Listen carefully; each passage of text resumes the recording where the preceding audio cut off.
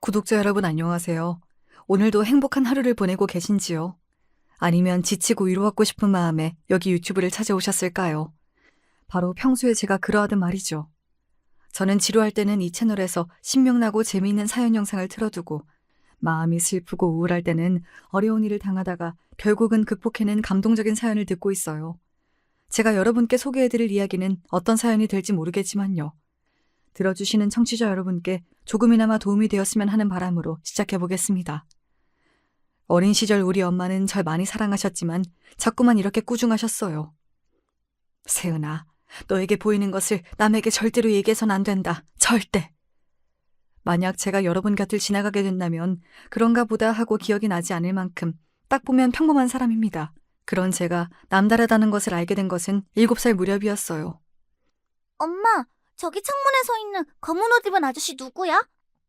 거기 누가 있다고 그래? 아무도 없어. 아, 세은아. 자세히 보면 엄마랑 저 아저씨는 생김새도 느낌도 다를 거야. 그렇지? 제가 손가락으로 가리킨 곳을 보신 엄마는 대수롭지 않게 넘기시려다가 불현듯 어떤 생각이 났는지 제 눈을 바라보며 진지하게 말씀했어요. 응, 뭔가 느낌도 다르고 또렷이 잘 보이진 않지만. 그래. 그런 것들은 설령 보인다 해도 못 본 척, 알아도 모르는 척 해야 돼. 또 봤더라도 절대 다른 사람에게 네가 보이는 것을 티내선 안 된다. 엄마 말 명심해. 엄마는 제가 비슷한 이야기를 할 때마다 이렇게 신신당부하셨어요. 그렇게 과민한 엄마와 달리 저는 이런 것이 특이한 줄도 모르고 지내왔죠. 옛날 우리 집에서는 마당에서 키우던 강아지 복덩이가 있었어요. 10살이던 전 처음으로 불가사의한 꿈을 꾸고 말았습니다. 꿈에서 흰 털을 지닌 복덩이는 온몸이 빨갛고 입에 이상한 검은 물체를 물고서 저를 슬프게 바라보았죠. 그런데 그날 오후 우리 복덩이는 골목길에 진입하던 차에 치여 그만 세상을 떠나고 말았습니다. 어린 저는 복덩이를 제 동생처럼 여기고 아주 예뻐했기에 그때만큼 물어본 적은 없었어요. 그 기분 나쁘고 꺼림칙한 꿈을 꿨으면 내가 목줄 잡아놓고서 집에서 못 나가게 해야 했어. 다 내 탓만 같았던 죄책감에 며칠을 울고 몸살까지 앓으며 힘들어했습니다. 이후로 다짐했어요. 내가 보고 느끼는 것을 너무 부정하지도 또 너무 믿지도 말자. 이런 내 자신이 두려워서 스스로 더 강해지기로 말이에요. 이후에는 이런 일들이 생기더라도 엄마에게조차 말하지 않았습니다. 그래서 아마 엄마는 제가 더 이상 그 이상한 존재들을 보지 않게 되었다고 믿으신 것 같아요. 그리고 나중에야 엄마가 밝힌 사실은 저를 놀랍게 만들었죠. 엄마도 어릴 때는 너와 같았어. 자칫 무속신앙의 길을 걸을 뻔했지만 지금은 아무것도 보거나 듣지 않게 되었지. 그러니까 우리 딸도 너무 걱정 말고 살다 보면 어느덧 괜찮아질 거야. 하지만 엄마의 말씀과 달리 전 큰 병까지 걸리고 말았습니다. 학교에서 체육을 하거나 어디 다친 적이 없는데 온몸이 시퍼런 멍으로 가득하고 코피를 20분 넘게 주르륵 흘리는 일이 비일비재했어요. 그러다가 어느 날 온몸에 열이 심하게 났는데 식은땀에 옷이 젖을 지경이었죠. 누가 제 머리 위에서 꽹과리를 치는 소리가 들리면서 머리가 찢어질 듯 아파졌습니다. 제 병색에 부모님은 대학병원으로 데려가셨고 그곳에서 전 급성 림프모구 백혈병 진단을 받고 말았어요. 병원에서는 이 병이 너무 갑작스럽게 왔고 지금 상태로는 완치를 장담할 수 없다고 포기하는 상황이었기에 부모님은 절망에 빠지셨습니다. 게다가 예전부터 가끔 흐릿하게 보이던 존재가 점점 뚜렷해져서 이제 사람과 구분이 어렵고 저에게 말까지 거는 것입니다. 아픈 몸보다 저에게 일어나는 이런 것들이 어린 저를 힘들게 만들었죠. 매일 무서워서 무릎을 끌어안고 이불을 덮어쓴 채로 병실에서 지냈습니다. 그러던 어느 날 저를 보러 오신 이모는 날카로운 눈매로 저를 한번 보시더니 엄마에게 이랬습니다. 언니는 알지? 얘 병원에서 치료받을 병 아니야. 그래. 처음엔 나도 백혈병인 줄로만 알았는데 아무래도 신병이 온 것 같아서 널 급히 부르게 된 거야. 우리 세은이 살려줄 수 있지? 신발 강한 너라면. 엄마는 자기 동생을 붙잡고 이렇게 절 살려달라고 애원하고 빌었습니다. 참 질기고 질기네. 언니 대신 딸한테 온 신병을 나라고 어떻게 하겠나? 그래도 내가 방법 한번 찾아볼게. 그때까지 엄마는 외가댁이 무속인이 태어나는 집안이라는 것을 숨기고 있었어요. 남편조차 처제가 이런 사람이라는 것을 까맣게 모르고 있을 만큼. 엄마는 제가 이리도 아프지 않았다면 가족들에게 끝까지 비밀로 하실 참이었죠. 그래서 무당인 이모를 본 적은 그때가 처음이었던 것 같습니다. 이모는 하얀 얼굴에 동그란 눈썹과 빨간 입술을 한 예쁜 언니 같았지만 매섭게 치켰던 그 눈이 정말 무서웠죠. 그래도 어쩐지 처음 본 이모가 낯설지 않고 친근했습니다. 며칠 뒤 이모는 엄마를 찾아오셨고 그 이후로 아빠와 엄마는 이모가 가져온 방책을 두고 옥신각신 싸우셨어요. 이모의 방책은 바로 제가 굿을 받는 것이었죠. 아빠는 굿이라니 말도 안 된다며 결사 반대하셨지만 죽어가는 딸을 살려볼 마지막 방법이라고 설득하는 엄마에게 결국 지고 마셨어요. 그렇지만 이모가 저에게 한 굿은 신을 모시는 신내림이 아니라 신내림을 막아주십사 비는 굿이었다고 합니다. 거짓말처럼 이모의 굿을 받은 뒤로 제 병은 씻은 듯 나았습니다. 병원에서는 정말 불가사의한 일이라고 어느 날 갑자기 백혈구 수치가 정상으로 돌아오고 모든 신체 반응이 정상이 되었다고 놀라워했어요. 얼마 뒤 처음으로 이모의 신당에 엄마가 찾아가서 감사의 인사를 드렸습니다. 이모는 제 얼굴을 깊은 눈동자를 드러내며 한참 보시더니 씩 웃으며 이렇게 말했어요. 내가 장군님께 빌고 또 빌었다. 네 귀문은 아직 다치지 않았고 당분간은 그런 몸으로 살아야 할 게다. 하지만 네 나이가 중년에 접어들면서 자연히 귀문 관살이 종지부를 찍게 돼. 꿋꿋하게 살다 보면 좋은 날 올 거다. 죽다 살아난 저는 이모에 대한 고마움을 느꼈고 지금까지 그 마음을 갖고 살고 있습니다. 유부녀가 된 지금도 이모와 왕래하면서 친하게 지내고 있죠.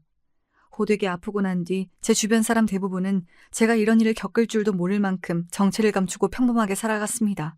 평범한 한국 학생처럼 공부하고 평범한 대학을 나와서 회사에 취직까지 했으니까요.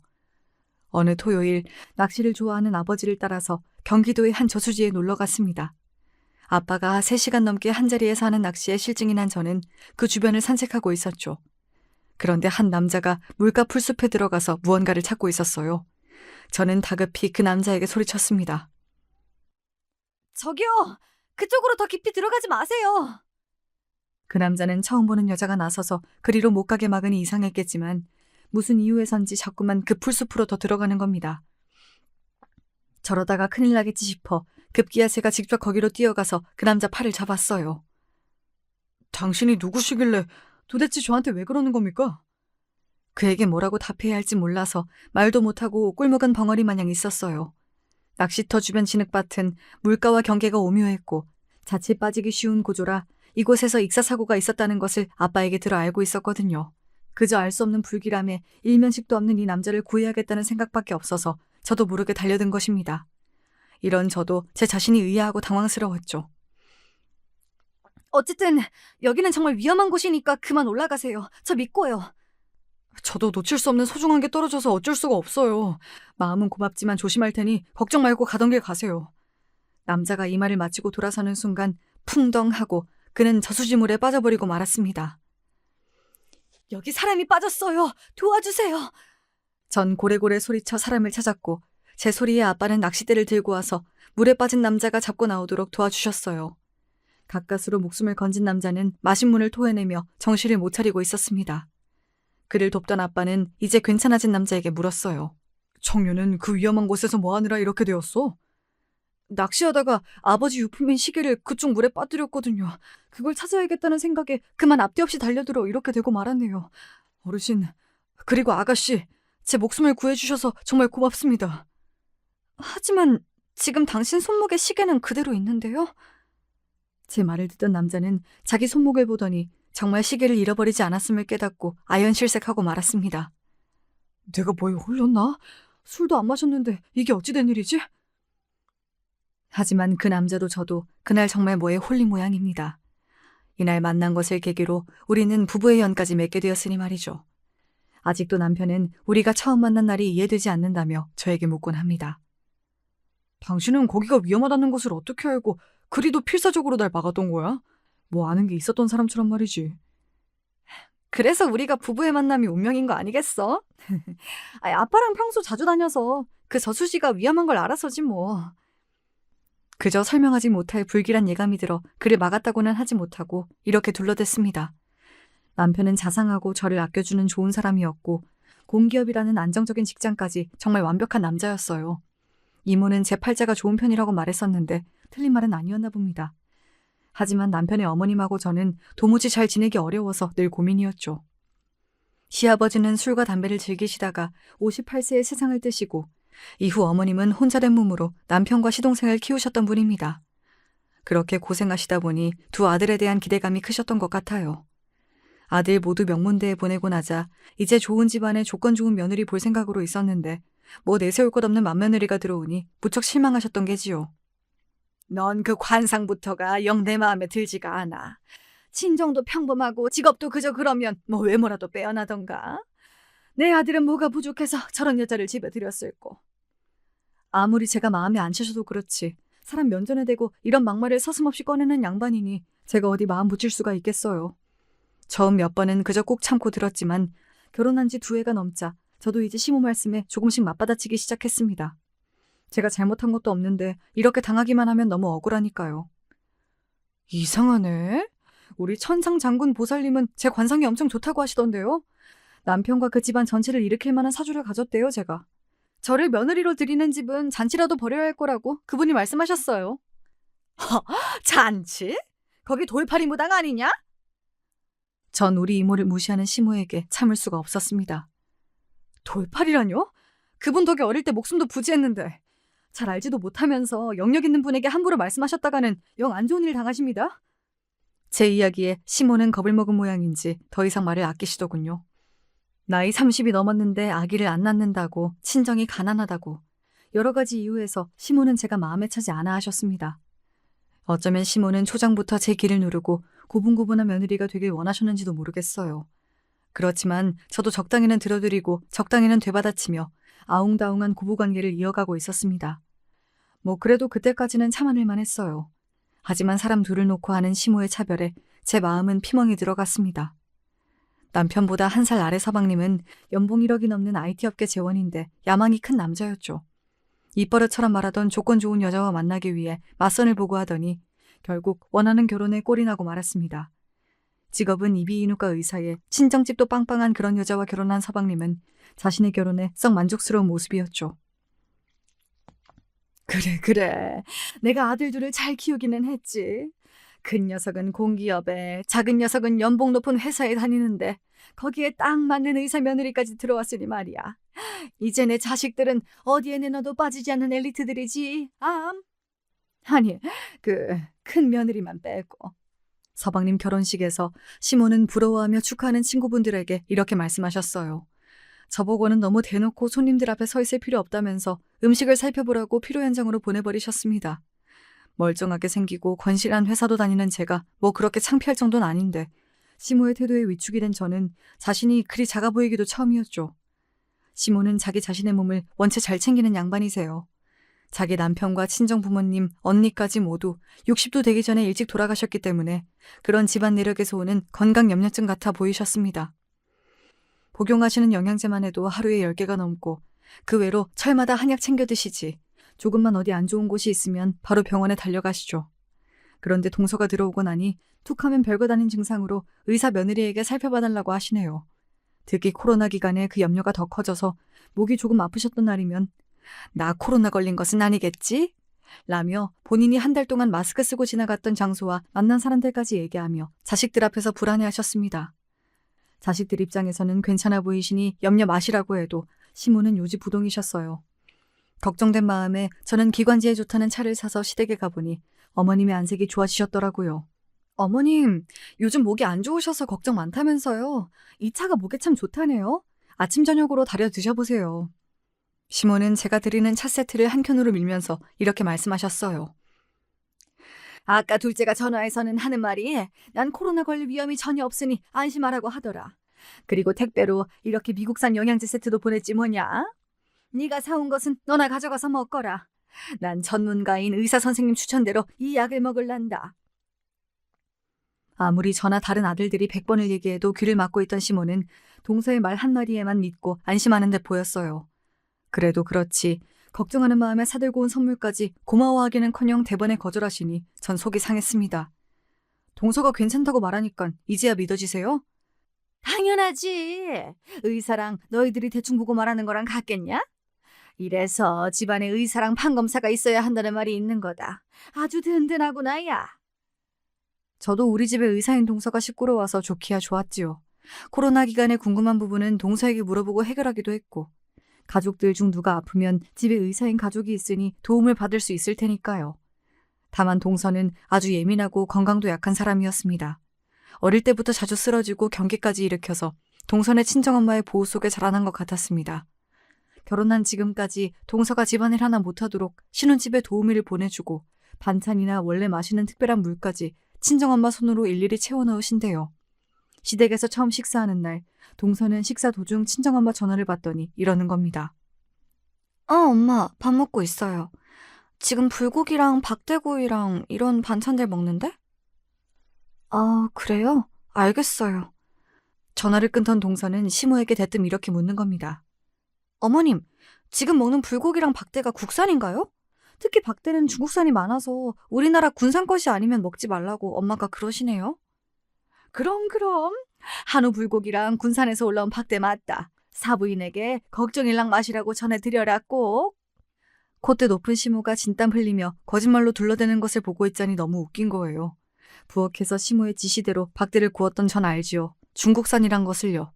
이런 동서의 친정집에서 서방님과 결혼하게 된 숨겨진 이야기도 독특했습니다. 홀어머니의 집안 재산도 별로 없는 것 같다는 이유로 서방님과의 결혼을 친정에서 반대하자 동서는 맞서서 흥분하고 얘기하다가 그만 쓰러져서 겨우 부모님 허락을 받아낸 것이에요. 이렇게 겨우 결혼 허락은 하셨지만 시집 보낸 이후로도 낄 때 안 낄 때 없이 안 싸돈 어른은 모든 동서의 일에 참견하셨어요. 몸이 약하게 자란 귀한 딸이니 얼마나 노심초사하실까 한편으론 이해가 갔지만 과하게 그쪽 친정댁이나 시모까지 동서만 위해주고 저에 대한 차별이 심해지자 저도 모르게 점점 동서가 얄미워졌습니다. 물론 사람 자체가 나쁘거나 못된 사람은 아니었지만 과부호 속에 자라서 그런지 자기밖에 모르는 자기 중심적인 어린애만 같았죠. 아이고, 우리 의사 며느님은 큰일 하느라 바쁘니 부엌에는 얼씬도 마라. 이렇게 당당히 집안일에서 예외로 계신 며느님이라고 해도 눈치껏 저도 도울 게 없을까요? 라고 한마디 하던가 아니면 부엌에 와서 말동무 정도는 해줄 수 있지 않나요? 동서는 거실 안마의자에 앉아서는 저와 시모가 식사 준비로 분주한 가운데 혼자 잘 놀고 있는 겁니다. 오히려 형님 저 목마른데 마실 것 없을까요? 라며 시켜먹으니 부하가 치밀어서 퉁명스럽게 대답했어요. 여긴 우리 집도 아니고 어머님 댁인데 내가 그걸 어떻게 알아? 야야, 두 번째 냉장고에 포도랑 오렌지 주스 다 있다. 세아가 어떤 걸로 갖다 주랴? 전 오렌지 주스요. 시모는 바로 오렌지 주스 한 잔을 따라서 동서 앞에 대령했는데 주스에 입도 대기 전에 동서는 이러고 묻는 겁니다. 이거 100% 유기농 주스 맞나요? 전 첨가물이 가득한 시중에 파는 것은 절대 입에 대지 않거든요. 당황한 시모는 괜히 저에게 큰 소리를 치곤 해요. 아무리 아끼는 며느리라지만 이 상황에 민망해진 시모는 괜히 만만한 저에게 분풀이하는 거죠. 야, 넌 네 동서 취향도 모르고 올 때 그런 거 좀 사오지 그랬냐? 얼른 마트 가서 네 동서가 좋아할 만한 것으로 사와라. 아주 고급으로, 어? 저는 하다하다 이렇게 동서의 주스 심부름까지 해야 했습니다. 돌아와 보니 동서는 먼저 식탁에 앉아서 시모가 차려주는 반찬들을 보고만 있었어요. 그리고 다른 사람들 것은 빼놓고 딱 자기 숟가락 젓가락만 놓고 가만히 있더군요. 이런 여자가 제 유일한 동서로 들어오다니 시댁만 있으면 저 정말 답답해 죽을 것 같았죠. 그러다가 제 감정이 폭발한 것은 어느 추석 명절의 일이었습니다. 모두가 둘러앉은 식탁에 시모는 주로 동서가 좋아하는 반찬들 위주로 거기에 아들들이 좋아하는 게장이랑 갈비찜은 있었지만 제가 좋아하는 호박전 따위는 하나 없더군요. 여기까진 그래도 괜찮았지만 보기만 해도 구역질이 올라오는 토랑국까지 올리셨어요. 추석 때는 의례 먹는 음식이지만요. 전 옛날 토랑국에 대한 나쁜 기억으로 이런 증상이 있다고 몇 번이나 어머님께 강조해드렸습니다. 하지만 동서가 토랑국을 잘 먹는다는 이유로 시모는 자주 이 국을 해서 내놓으시더라고요. 어머님, 전 토랑국 냄새만 맡아도 속이 울렁거리는 거 아시면서 매번 제 국은 부엌에 갖다 놓고 올게요. 아, 형님은 토랑국을 잘 못 드시는구나. 대신 여긴 다른 반찬 많으니까 국은 안 드시면 되겠어요. 형님이 먹든 말든 신경 쓰지 않고 자기 혼자 맛있게 국을 먹고 있는 꼴이 얄미웠습니다. 도란 때문인지 동서와 시모 때문인지 결국 저는 속에서 역한 것이 올라와서 화장실로 달려가 변기를 붙잡아야 했습니다. 먹은 것이 없어서 개원할 것이 없었지만 헛구역질만 했죠. 형님, 혹시 임신하셨어요?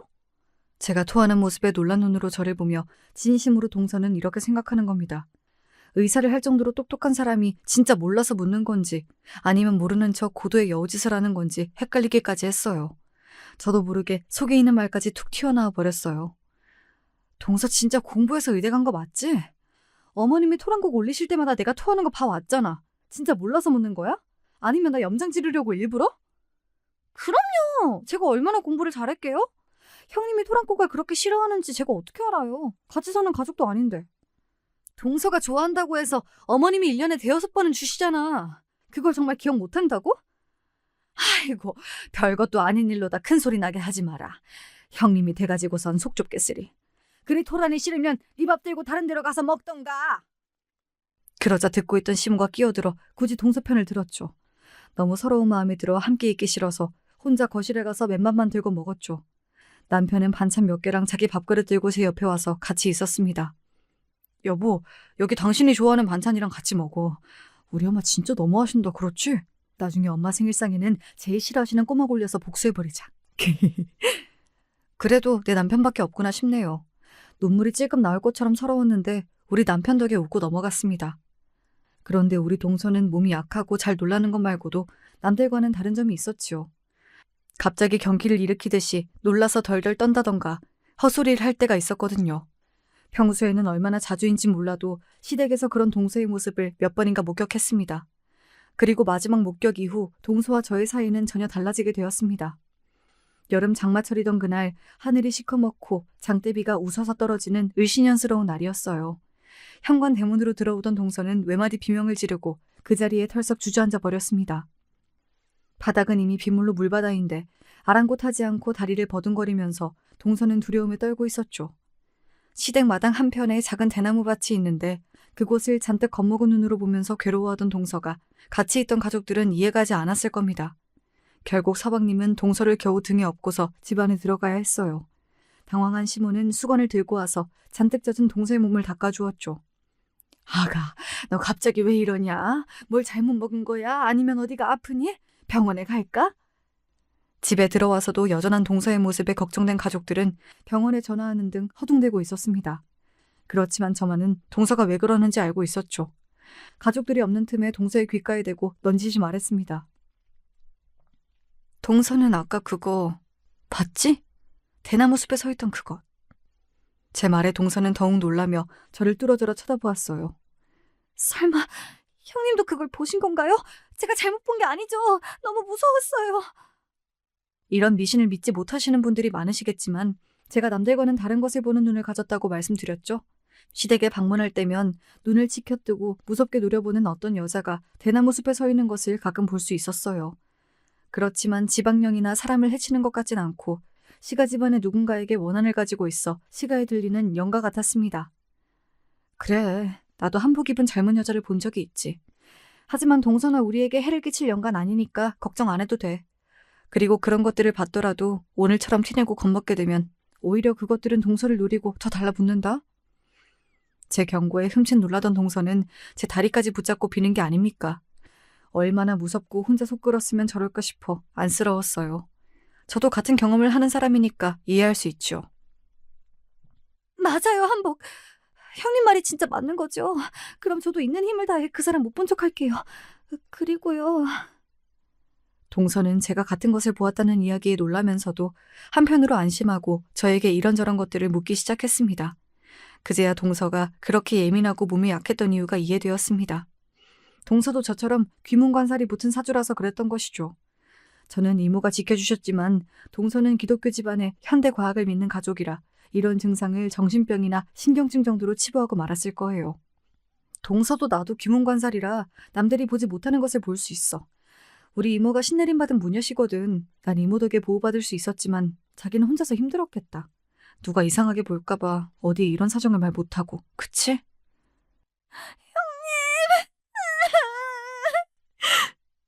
동서는 그간의 서름이 복받쳤는지 저를 안고 엉엉 울기 시작했습니다.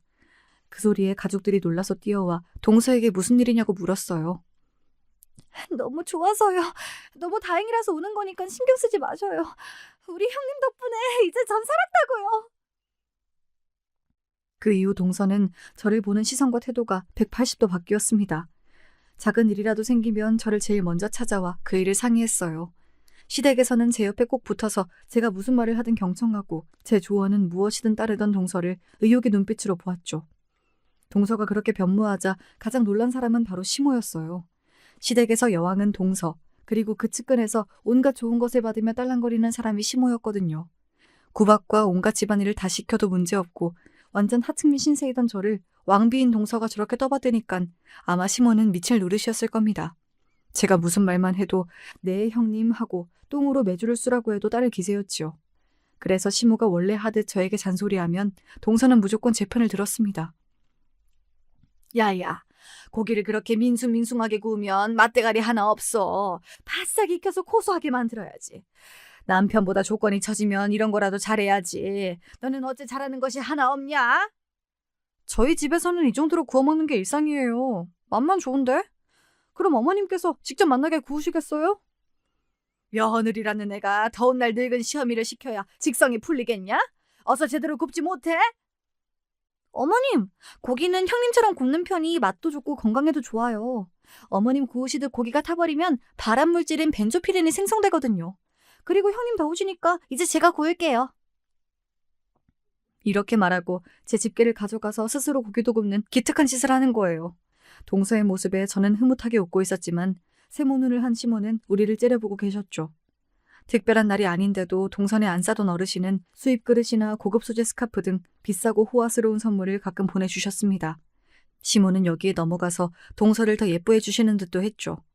전에는 동서가 선물을 들고 오면 모두 시모가 독차지했지만 이제 어림도 없습니다. 도리어 저만 살짝 불러내서 동서는 선물을 주려다가 그만 시모에게 들켜버리고 말았죠.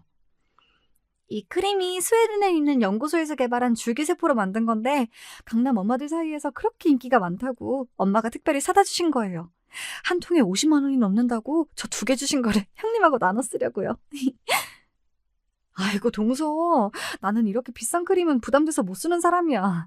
내 피부는 바셀린만 발라도 이렇게 깐 달걀처럼 반질되는걸? 어머님 좋아하실 텐데 어머님께 드리자. 어머님께는 지난달에 화장품 세트 하나 갖다 드려서 괜찮아요. 좋은 건 같이 써봐야죠. 형님이랑 나랑 같이. 마지못해 영양크림을 받고 둘이 방에서 나오는데 거실에 계시던 시모가 우리에게 이렇게 말씀하시대요. 50만 원 하는 비싼 것을 너희들 팽팽한 피부에 갖다 쓴다 이 말이지? 나는 다 늙어서 그리 좋은 화장품 바를 필요도 없단 거냐? 아주 괘씸한 것들 같으니. 아마 우리 대화를 몰래 엿들으신 모양인지 시모가 역정을 내시니 미안스러워서 제 크림을 시모에게 드리려고 했어요. 하지만 동서는 저를 말렸습니다. 아니에요. 드린 형님 것은 그대로 받으시고요. 제가 다음에 올 때 어머님 것도 새로 사올게요. 그럼 모두 좋은 거잖아요? 그러니 기분 푸세요, 어머님. 동서의 말대로 나중에 어머님 것도 갖다 드렸지만 시모는 이 일로 계속 서운한 마음에 꽁에 있으셨죠. 거보세요. 차별당하는 기분이 어떤 것인지 어머님도 이제 아시겠죠? 시모의 모습에 전 사이다를 마신 듯 후련했습니다. 하지만 시모는 이런 일들을 마음에 담아두셨던 것 같아요. 어느 날 그 불똥이 저에게 튀고 말았습니다. 저는 무속인 집안 사람인 만큼 제사가 중요하다고 믿고 있지요. 그래서 시댁 조상님들의 제사를 늘 정성을 다해 모셨습니다. 이 점에 대해서는 저 미워하던 시모도 기특해하는 부분이었지요. 매사 고분고분하지 않은 애가 그래도 제사만큼은 한 번도 빼먹지 않고 음식도 나보다 더 정성을 들이니 저거 하나는 내가 인정한다. 그런데 이번 제사를 앞두고 제가 몸이 많이 안 좋아졌습니다. 예전 신병이 올 때처럼 고열에 몸을 꼼짝할 수 없을 만큼 굳어서 잘 움직이지 못했지요. 둘째야, 이번 달 말일이 저희 시아버지 기일이야. 아버지 제사를 지내야 하는데 아니 뭐 정이 병원 일로 바쁘면 어쩔 수 없고 시간 되면 한번 들르거라. 제사 음식 장만은커녕 참석하는 것만도 이렇게 눈치 보며 동서를 부르는 시모는 맏며느리인 저에 대해서는 사뭇 달랐죠. 결혼한 뒤로 시댁 제사는 매번 동서나 시모가 아닌 제 몫이었어요. 괘씸하게도 결혼한 뒤 시댁 제사에 참석 한 번 안 한 동서를 시모는 탓하지도 않았고요. 하지만 이번만큼은 제 몸이 이렇다 보니 어렵겠다 싶었죠. 모레 아버님 기일 준비는 어머님과 동서가 하셔야겠어요. 요즘 제가 몸이 정말 좋지 않거든요. 웃기고 있네. 그런 얼토당토하는 핑계를 내 믿을 것 같으냐? 평소대로 맏며느리가 정성껏 제사를 모셔야지 어딜 빠지려 들어? 어머님께 미리 전화를 드려서 제 상황을 얘기 드렸지만 이렇게 철벽치고 나오시니 절 따르는 동서에게 연락할 수밖에 없었죠. 형님, 많이 아프시면 저희 병원에 한번 들르세요. 제가 진찰해보고 주사 처치라도 해야겠는데요. 그런데 형님 말씀대로 제사에 갔다가 저 시댁에서 또 귀신 보면 어떻게 해요? 그게 무서워서 말이죠. 조상님 영을 잘 모시고 제사밥도 잘 챙겨드려야 자손들이 복을 받지. 동선 알잖아. 그러니까 부탁인데 이번만큼은 나 대신 동서가 어머님 도와서 제사를 정성껏 드려봐. 네, 그래도 형님 말씀인데 믿고 그렇게 할게요. 제 말을 들은 동서는 처음으로 시아버지 기일에 제사를 준비하러 갔습니다. 전 병원에서 영양제 수액을 맞고 밤 8시쯤 남편과 함께 시댁에 들렸죠. 시댁에 들어서자 고소한 기름 냄새가 진동했고 그 냄새를 따라 부엌에 가보니 동서가 전을 부치고 있었어요. 형님 지금 오셨어요? 제가 처음이긴 해도 이렇게나 예쁘게 한다고 어머님이 칭찬 많이 해주셨다고요. 이거 간 좀 한번 봐주세요. 동서가 내민 동태전을 한 입 베어무니 간이 좀 심심하더군요. 전 반죽에 소금을 집어넣으면서 동서에게 말했습니다. 동서, 처음인 것 치고 정말 깔끔하게 전을 잘 부친다. 약간 싱거우니 소금 간만 좀 해야 할 것 같아. 그때 시모가 부엌에 들어오셨어요. 맏며느리라는 것이 이제야 고개를 빼꼼 내밀고서 무슨 간이 어떻고 타령이야. 손 하나 까딱 안 했으면서 손 아랫사람한테 미안하지도 않냐? 오늘 어머님 동서랑 고생 많이 하셨죠. 그건 죄송하지만 어머님 저 진짜 아파서 병원 갔다가 오는 길이에요. 건강해지면 평소처럼 제가 열심히 할 터이니 이번에는 이해 좀 해주세요. 제 말을 들은 동서는 제 이마를 손으로 만져서 온도를 확인하고서 놀랐습니다. 어머 형님, 아직도 열이 많이 나세요. 여기 있지 말고 소파에 가서 누워 계세요. 그동안 시모는 자기가 애지중지하며 잘 보이고 싶은 동서가 제 편으로 돌아선 것이 못마땅한 마당에 며느리 둘이서 저렇게 사이좋은 모습을 보니 심사가 뒤틀리셨는지 소리를 지르는 겁니다. 열은 무슨 열! 네가 것이 뭐라고 내 의사 며느리한테 전을 부치라 마라 해? 당장 여기 있는 전 다 네가 해. 둘째는 고생했으니 그만 방에 들어가 쉬어라. 시모는 거칠게 동서의 손에 있던 뒤집개를 빼서 제 손에 쥐어주었습니다. 순간 사람이 아프다는데도 이렇게 일 시키는 시모에게 울컥했어요. 어머님, 진짜 너무하시네요. 무슨 계모가 의붓딸 괴롭히는 것도 아니고 왜 저한테만 이렇게 심하게 구십니까? 뭐? 계모가 어째? 이게 말하는 버르장머리하고는? 그때 시모는 손으로 제 귓방망이를 쳤습니다. 아무리 제가 미우셔도 그래도 그렇지 며느리 얼굴까지 치다니요. 그때 동서가 깨악하고 소리 지르며 기겁했습니다. 이 야단법석에 집에 있던 모든 가족들이 무슨 일이냐며 부엌으로 몰려들었고요. 어머님, 형님에게 무슨 짓을 하신 거예요? 우리 형님이 어떤 분인 줄 알고 이 집 귀신 붙어있던 것도 쫓아내신 분이 바로 형님이란 말이에요. 동서는 벌벌 떨며 가족들 앞에서 내 정체를 밝히고 말았습니다. 이 이야기에 모든 가족은 놀라움을 금치 못했죠. 아니, 그게 무슨 소리냐? 귀신이라니? 이미 제 정체가 발각된 마당에 하는 수 없이 전 한숨 한번 쉬고 말했죠. 시댁에 들어온 순간부터 마당 대나무밭에 긴 머리를 늘어뜨리고 흰 저고리에 검정 치마 입은 여자분이 이 집을 노려보고 있었습니다.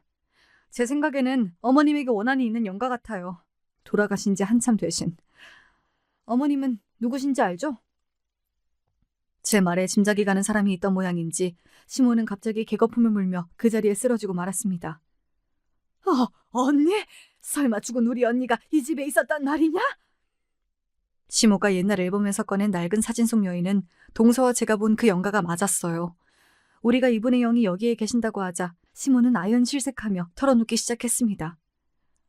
우리 언니가 나 때문에 얼마나 한이 맺혔으면 여기까지. 미안해요. 어머님에게는 3살 위인 언니가 있었대요. 20대 초반 언니가 만나고 있는 동네 청년 한 사람이 있었는데 사실 시모도 그 사람을 남몰래 연모하고 있었답니다. 놀랍게도 그 남자는 지금은 돌아가신 시아버지였어요. 치사하게도 시모는 자기 언니가 사귀던 남자를 꼬셔서 결혼까지 하고 만 것이죠. 실연당한 언니는 자기 동생의 남편으로 되어버린 애인을 볼 자신이 없어서 부모님이 소개해준 연마을 남자랑 금세 결혼하고 나가버렸답니다. 그런데 하필 결혼한 언니의 남자는 술독에 빠져서 자기 마누라 하나 패는 그런 하찮은 놈이었던 거죠. 이유도 없이 매질당하고 사랑하는 남자와 친동생에게 배신당한 심정을 감당하지 못한 채 그만 시모의 언니분은 스스로 목숨을 끊으셨던 겁니다. 그 한으로 아마 승천하지 못하고 시모가 사는 곳을 따라다닌 것 같아요. 그분 한이 많으셨던 것 같습니다. 저희 이모님이 장군님을 모시는 무녀인데 얼마 전 제 부탁으로 그 혼백을 잘 달래드렸어요. 그래서 지금은 이 집에 안 계시니 염려 마십시오. 그런 일이 있는 줄도 모르고 난 첫째 널 자식처럼 대접도 못 해줬는데 정말로 고맙구나. 시모는 눈물까지 흘리며 저에게 미안해하고 고마워하셨습니다. 동서를 제외한 가족 모두, 심지어 우리 남편까지 제 정체를 알고 나자 그 이후 저의 위상은 영단판이 되더군요. 남다르다는 것을 꼭꼭 감추고만 살았는데 이렇게 좋은 일도 있는지 미처 몰랐어요. 이제 저는 시모에게 구박당하는 천덕꾸러기 며느리 신세에서 벗어나게 되었습니다. 요즘 어머님은 더 이상 저에게 일을 강요하고 막대하는 태도를 하지 않으세요. 오히려 제 눈치를 엄청 살피고는 하시죠. 불과 얼마 전 제 뺨을 올리신 분이 맞는가 신기할 정도라니까요. 예, 혹시 요즘도 우리 언니 영이 붙어 다니냐? 요새 내 어깨랑 등이 너무 아프구나. 그분은 어머님을 그렇게 괴롭힐 요량으로 있는 분은 아니셨어요. 악한 마음을 잡수셨다면 이미 진즉 일을 치르셨을걸요? 동생에 대한 애정도 미움도 복잡하게 얽힌 한이셨을 것 같습니다. 지금 어머님 곁에 아무것도 없으니 안심하세요. 그렇겠지? 우리 언니 한 풀고 저 세상에 잘 가셨으면 좋겠다. 내가 미친년이지. 평생 고생만 시키다가 일찍 가버린 너희 시아버지 같은 남자에게 반해서 우리 언니에게 몹쓸 짓 했으니 말이다. 앞으로도 네가 우리 집을 잘 지켜다오. 이렇게 제가 온 가족을 지키는 수호신이 된 것처럼 저를 의지하고 대우해 주셨으니까요. 그래도 아직 저를 못 믿어하던 마음이 있던 시모가 이렇게 바뀌기까지는 한 가지 사건이 결정적이었습니다. 시부의 제삿날 사건이 벌어지고 여러 날이 지난 어느 밤, 오랜만에 기분 나쁘고 끔찍한 꿈을 꾼 저는 일어나자마자 바로 어머님에게 전화드렸어요. 아니, 새벽부터 얘가 웬 전화냐? 어머님, 혹시 오늘 외출하시나요? 다름이 아니라 간밤 제 꿈자리가 사납고 해서 어머님 걱정이 되었거든요. 오늘 불길하니까 아무래도 집에만 계시는 것이 좋겠어요. 얘가 갑자기 무슨 꿈 타령이야. 우리 모임에서 꽃놀이 가기로 했어. 이따가 아침 9시에 관광버스 타러 나가야 한다. 제 꿈에 대해 자세히 설명드릴 순 없었지만 분명 시모에게 나쁜 일이 생길 것만 같아서 전 절실하게 다시 부탁드렸어요. 이러쿵저러쿵 자세히 설명은 못 드려요. 어쨌든 제 말 한 번만 믿고 제발 오늘은 집에 계세요. 이렇게 통화를 마치고 있는데 어머님이 분명히 나가지 않겠다고 약속하신 게 아니라서 전 걱정이 되었습니다. 남편을 출근 준비시키고 전 회사에 좀 늦겠다는 연락을 드리고 나서 곧장 시댁으로 갔어요. 시댁에 도착해서 초인종을 아무리 눌러도 인기척이 없는 겁니다. 그때 시계를 보니 아침 10시. 이미 시모는 그 꽃놀이 버스를 타고 이미 나가버린 모양이었어요. 알 수 없는 두려움이 몰려와서 어머님께 전화를 드리려고 다급히 핸드폰을 가방에서 꺼내려던 그때 저기 골목에서 집으로 걸어오는 어머님이 보였지요. 아이고 다행이다. 어머님, 그 모임 안 가신 거예요? 장을 보셨는지 시장 바구니를 들고 오시던 어머님은 놀란 눈으로 저를 보셨지요. 아니, 네가 출근도 안 하고 왜 여기 와 있어? 어머님께서 나가셨을까 봐 걱정돼서 말이죠. 다행히 집에 계셨군요. 그래, 네가 괜히 재수없는 소리를 새벽부터 해서는 찜찜해서 어디 갈 수가 있어야 말이지. 아침거리 사러 잠깐 슈퍼에 다녀왔다. 그런데 너 이 땀이 뭐니? 젊은 애가 왜 이렇게 식은 땀을 흘려? 손수건으로 땀을 닦으려던 그때 시모의 핸드폰이 울렸습니다. 여보셔? 아, 성우 엄마. 아이고, 나는 오늘 꽃놀이 못 갔어요. 뭐 말 못할 사정이 생겨서. 그런데 성우 엄마랑 모임 사람들 모두 잘 가고 있지요? 어쩐 일인지 통화하시던 어머님 얼굴은 점점 굳어가고 있었습니다. 전화로 무슨 소리를 들으셨던지 입을 탁 벌리고 놀란 시모는 저에게 물어보셨죠. 어떻게 이런 일이 다 있을 수 있단 말이냐? 너 설마 이걸 다 알고서 날 못 가게 그리 막았던 게냐? 제가 무슨 무녀처럼 정확히 일어날 일을 예측하고 그런 사람은 못 됩니다. 그저 불길한 예감이 들 때는 매사 조심하고 주변 사람들에게 경계시키는 것이 고작이죠. 그래서 이렇게 그 예감이 맞아떨어지면 저조차 소름이 돋곤 합니다. 어머님이 통화하신 분은 오늘 꽃놀이에 갈 예정이었지만 갑작스러운 배탈로 일정을 취소하고 집에 계셨대요. 그런데 그 모임에 가신 친한 분이 방금 놀라운 일을 전해준 것입니다. 어머님도 같이 타고 갈 예정이었던 버스가 그만 도로에 미끄러져서 사고가 나버렸다는 것입니다. 그래서 버스에 타고 계시던 분들은 급히 병원으로 이송되고 있다고요. 다행히 큰 인명사고는 없었지만 연세 있는 분들이라 골절과 타박상 등 중경상을 입으셔서 한동안 고생하셨다고 나중에 들었어요. 솔직히 말하자면 전 귀문이 닫혀서 정상인과 같아진 지 시간이 좀 흘렀습니다. 그렇지만 이 일 이후로 우리 가족들, 특히 시모는 저를 어느 점집 보살님 모시듯 대해주세요. 거기에 대고 어머님, 저는 이제 신기가 없어진 지 오래됩니다. 라고 솔직히 털어놓을 필요는 없잖아요. 다시 예전 식모 취급하던 시모는 다시 겪고 싶지 않으니까요. 별일도 아닌데 일상적인 행동조차 시모는 자꾸만 저에게 하나하나 물어보시곤 하세요. 우리 며느리 잘 지내고 있니? 내 조만간 김장한 김치랑 네가 좋아하는 수육 싸들고 갈게. 오늘 내 약속이 저기 북쪽 방향 의정부에 있어요. 혹시 뭐 그쪽에 안 좋은 일이 있다거나 뭐 그런 건 없겠지? 북쪽이라? 네, 별다른 일은 없으실 테지만요. 버스나 차가 많이 다니는 길은 피하시고 가급적 지하철 타고 다니세요. 지하철 계단 오르내리실 때 조심하시면 좋겠어요. 오냐 오냐, 네가 말한 대로만 하고 다니마. 고맙다. 저는 그저 어머님 안심시켜드리면서 일반적인 주의 당부 말씀을 드린 것뿐인데 어머님은 또 이 말을 철석같이 믿고 따라주세요. 지금까지 우리 가족들 모두 아픈 데 없이 건강하고 무탈하게 지내고 있는데 어머님은 의사인 동서가 아니라 제 덕분이라고 믿고 계시죠. 이렇듯 저는 시모에게 당했던 마음고생을 덜고 지금 아주 잘 지내고 있습니다. 다만 제가 가진 고민 하나로 요즘 들어 마음이 복잡해요. 나이가 33살인 저는 아직까지 자식이 없습니다. 결혼해서 시모에게 이 일로 구박도 받았었지만 지금은 제가 알아서 하겠거니 아무 말씀도 안 하세요. 그런데 제가 아직 임신하지 못한 것은 우리 부부에게 어떤 신체적 하자가 있어서는 아닙니다. 그저 내 아기가 제 핏줄을 이어받아서 신병을 겪는다거나 그럴까봐 두렵기 때문이에요. 그렇지만 저라는 사람 자체는 아이를 정말 좋아하고 예뻐한답니다. 하물며 내가 낳은 아이는 얼마나 소중하고 사랑스러울까요? 그래서 아이를 갖고 싶은 마음과 무속인의 피를 끊어내고 싶은 마음, 두 가지가 싸우고 있죠. 이 고민을 친정엄마에게 털어놓으니 이렇게 말씀하셨습니다.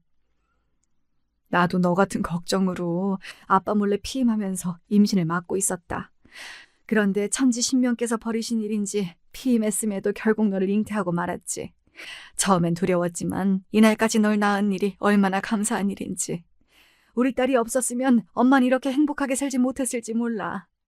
그러니까 너도 너무 두려워하지 말고 네 마음이 따르는 대로 해보려무나.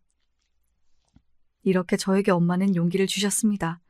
그렇지만 우리 이모의 의견은 또 달랐어요. 너도 나 같은 길에 들어설 뻔했던 걸 모르는 것은 아니겠지?